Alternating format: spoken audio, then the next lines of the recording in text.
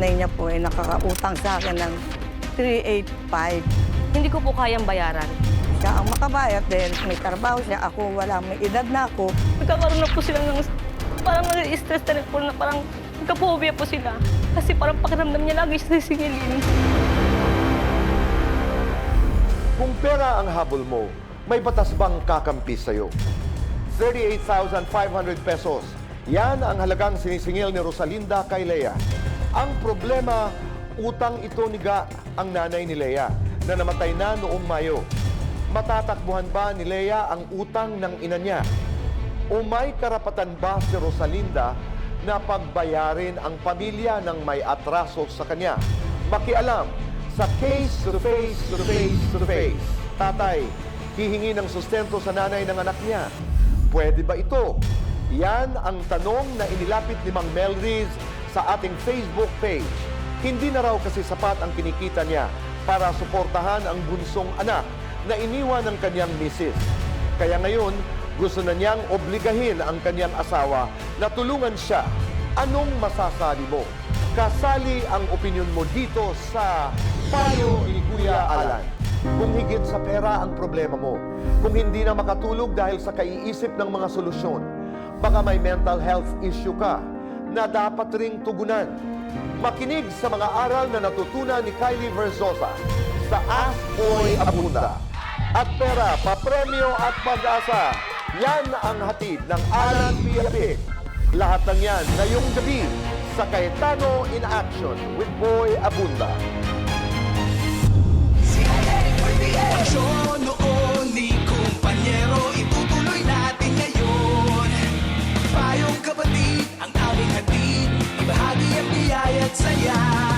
Cayetano in action with Boy Abunda. CIA with the A, CIA with the A, CIA with the A.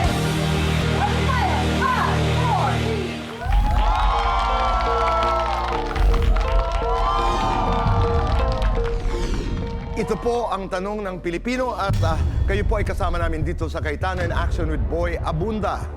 Ang tanong ng Pilipino, sagot ng Cayetano in Action with Boy Abunda. Ang ating mga katanungan ngayong gabing ito ay manggagaling sa iba't ibang lugar. Kasama ho natin si Attorney Matt at Attorney Mark. Kumusta po kayo? Kumusta, Tito Kasama ho Boy? natin ang Maritim.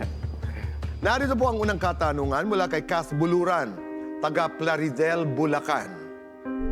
Sabi niya, pwede ko po bang kasuhan ang ex ko na may utang sa akin pero ayaw magbayad?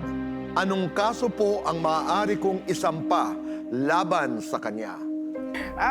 Magdedepende sa amount ng utang eh. So, naturally, pwede mo namang kasuhan. Siyempre, may utang siya, kailangan bayaran. So, kung less than 1 million, swerte ka kasi mapapadali. Ito yung di-discuss natin lagi, yung small claims. So, pag below 1 million yung utang sa inyo, mas madali kasi hindi naman siya administrative, pero mas madali yung proseso kasi sa small claims, ikaw na mismo yung mag-fill up. May form lang yun sa Hall of Justice usually. Lagay mo lang yung details, ganyan-ganyan. Tapos wala nang lawyer yun. As in, kayo na lang dalawa na kasi may utang tsaka yung nangutang. Small claims court. Pag above, mayaman na yung ex mong yan, di ba? Pag lampas sa 1 million, Pag above, sa regular courts ka na, medyo matatagalat ka na rin. oo. Pero that's really messy. Okay, ang leksyon, pag perang pinag-uusapan, ay dapat napaka-maingat natin. Okay, ang number 2 question natin ay mula kay Jonathan Mata. Mula naman po si Jonathan sa Silang Cavite. Niyaya ko yung kakilala ko na samahan ako sa racket ko. Pero sabi niya, bawal daw sa opisina nila ang mag-work sa iba. Kailan ba bawal ang magkaroon ng dalawang trabaho dito sa Pilipinas? Yan ang katanungan ni Jonathan. Siguro pa i-distinguish natin kung saan siya nagtatrabaho. So kung nasa isang private company, for example siya, depende sa kontrata kung ipinagbabawal ba na mag-rumakit siya sa to earn extra income. So kung wala naman, pwede yun. Ang meron tayong batas na nagbabawal is when you're working in the government. Yun. To prevent conflicts of interest. Punta naman tayo kung nagtatrabaho kalimbawa sa isang private company. Depende sa kontrata. Yeah.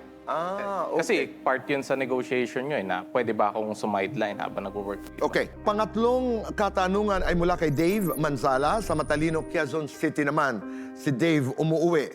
Ito po ang ating pangatlong tanong ng Pilipino. May karapatan po ba kaming magkakapatid sa bahay na nakapangalan sa papa namin na pumanaw na? Pero gusto po yata ng mama namin na ipangalan ito sa panganay naming kuya. May laban po ba kami doon, mga attorney? General may laban kasi ang hatian kasi ng property. For example, in that case, namatay yung tatay. So maghahati kayo yung asawa and then yung mga anak. So, Anong ibig sabihin noon? Yung nanay ninyo at ang mga anak. yeah, maghahati kayo doon sa naiwang property nung tatay. So pag ganyan, for example, gusto ng nanay ipangalan yung certain na bahay sa isang kapatid, sa panganay, pwede yung pag-agrihan Pero hindi pwedeng pilitin. Like, hindi pwede unilaterally mag-decide si nanay na kay ganito yung ganyan, kay ganito yung ganyan. Although, general rule naman, ang mana, pababa muna bago umakyat, and then bago Sa gilid. collateral line. So bago yung mga lola at Anak bago muna. yung mga apo, ito muna, yung gitna, yung magulang at ang mga anak. Bali po, anak muna, and then kung walang anak, paakyat. So, if you have living parents, sa kanila mapupunta. And then if wala both, you go sideways, mga kapatid. And then mga aunts and uncles. Ayun. Maraming salamat po. At kung kayo po ay may mga katanungang legal na nais yung kayo'y maliwanagan, kayo'y sumulat lamang ng inyong katanungan at i-post sa aming comment section sa iba't ibang social media accounts natin. O di kaya mas maganda, i-video niyo po ang inyong sarili na nagtatanong at i-post nyo rin po sa aming mga social media accounts. Dahil ang tanong ng Pilipino, sagot ng Cayetano in Action with Boy Abunda.